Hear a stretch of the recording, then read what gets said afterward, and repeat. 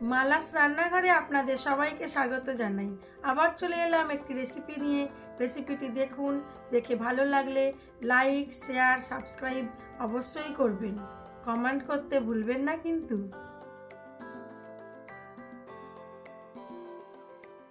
আমার আজকের রেসিপি ফুলকপি দিয়ে চিংড়ি মাছের ঝোল বা রসা। কিভাবে বানাচ্ছি দেখাই চলুন। প্রথমে আলু ফুলকপি বড় বড় করে ডুমো ডুমো করে কেটে নিয়েছি, আর চিংড়ি মাছগুলোকে খুব ভালো করে ছাড়িয়ে নেব। নিয়ে ধুয়ে নুন, হলুদ ও লঙ্কার গুঁড়ো মাখিয়ে নেব। আর আমি এটা করব সর্ষের তেলে। আলু ও ফুলকপিগুলোকে ভালো করে ধুয়ে নিয়েছি, নিয়ে জলটা ঝরিয়ে নিয়েছিলাম। তেলের মধ্যে দিয়ে দিলাম পরিমাণ মতো নুন ও হলুদ গুঁড়ো। তারপরে দিয়ে দিলাম ফুলকপিগুলো। আজকে ফুলকপিতে নুন হলুদ মাখাইনি, ফুলকপিটা বেশ কিছুক্ষণ নুনের মধ্যে ডুবিয়ে রেখেছিলাম, তাই এই প্রসেসে ফুলকপিটাকে ভাজছি। অসময়ের ফুলকপি, সেজন্য নুন ও গরম জলে বেশ কিছুক্ষণ ভিজিয়ে রেখেছিলাম। ফুলকপিগুলোকে লাল করে ভেজে তুলে নেব।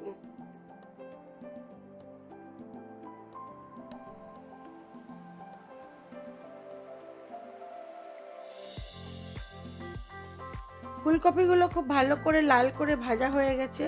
এবারে এগুলোকে তুলে রেখে দেবো। প্রচণ্ড গরম, তাই একেবারেই তরকারিটা করব। আলুগুলো আর আলাদা করে কষাবো না।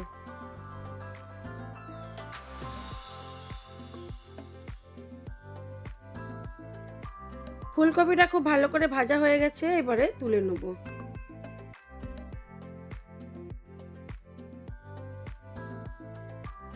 ফুলকপিগুলো ভাজা হয়ে গেছে, আমি এইবারে চিংড়ি মাছগুলোকে ভালো করে ছাড়িয়ে নিয়েছি, নিয়ে ধুয়ে নিয়েছি। চিংড়ি মাছের মধ্যে দিয়ে দিলাম নুন, হলুদ গুঁড়ো ও লঙ্কার গুঁড়ো, আর দেবো একটু সর্ষের তেল। কড়ার মধ্যে দিয়ে দিলাম আরও কিছুটা পরিমাণ সর্ষের তেল।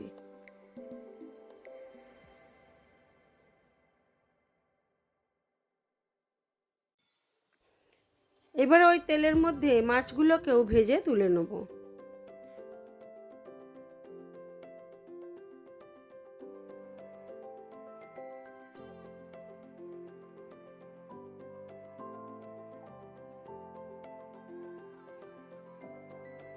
চিংড়ি মাছগুলোও লাল করে ভাজা হয়ে গেছে, এগুলোকেও তুলে নেব।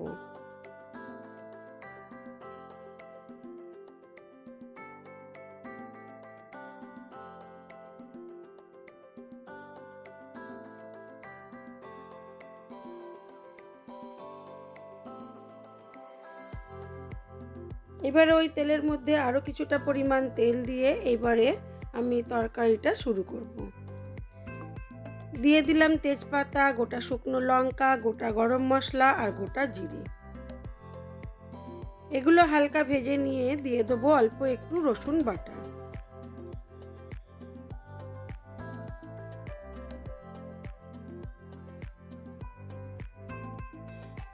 রসুনটাকে একটু ভেজে নিয়ে দিয়ে দেবো পেঁয়াজ কুচি। পেঁয়াজ কুচোটা দিয়ে নুন দিয়ে ঢাকা চাপা দিয়ে পেঁয়াজটাকে খুব ভালো করে ভেজে নেব।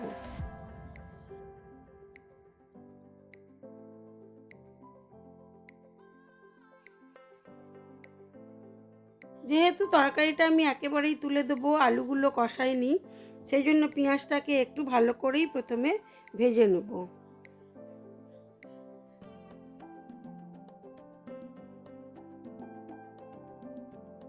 পেঁয়াজটা আমার খুব ভালো করে ভাজা হয়ে গেছে, আমি এবারে ওর মধ্যে দিয়ে দেবো কেটে রাখা আলুগুলো।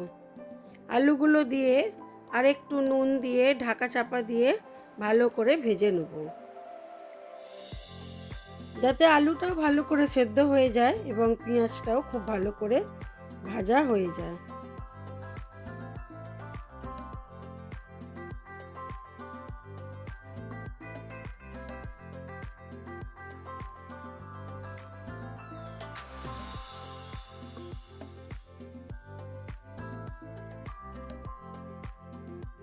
দিয়ে দিলাম অল্প একটু হলুদ গুঁড়ো,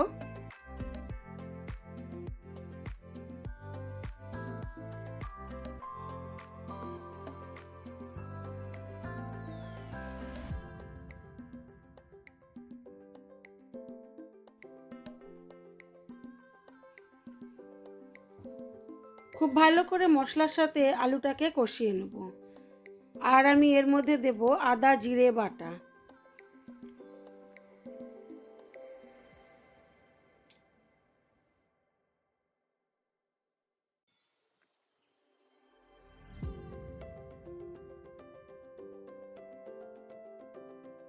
দেবো স্বাদ মতো নুন, লঙ্কার গুঁড়ো,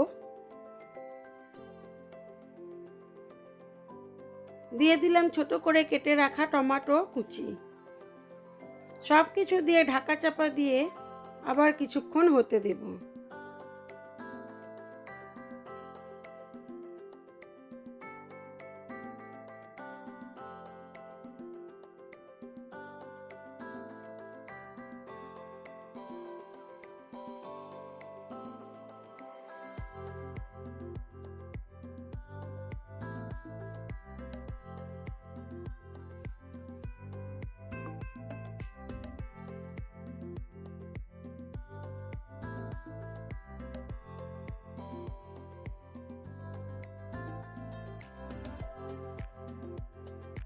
দিয়ে দিলাম লঙ্কার গুঁড়ো। এবারে সব কিছু একসাথে ভালো করে কষিয়ে নেব অল্প অল্প জল দিয়ে।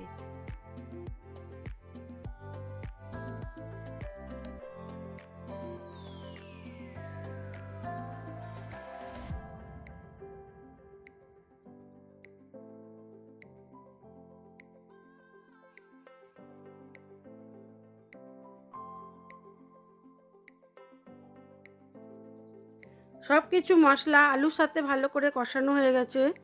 দিয়ে দিলাম পরিমাণ মতো জল। এইবারে এটাকে ঢাকা চাপা দিয়ে বেশ কিছুক্ষণ হতে দেব।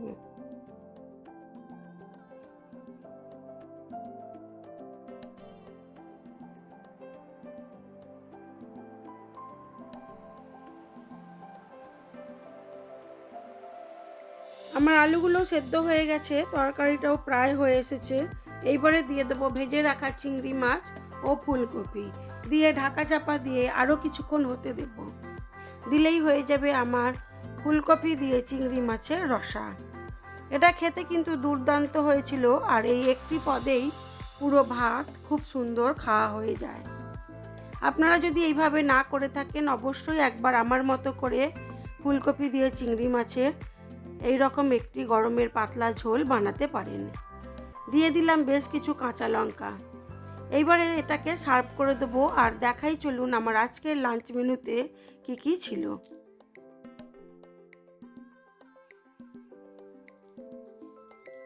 আমি এইবারে এটাকে সার্ভ করে দেবো। আমি একেবারেই লাঞ্চ মেনুর জন্যই অল্প একটুই তুলছি।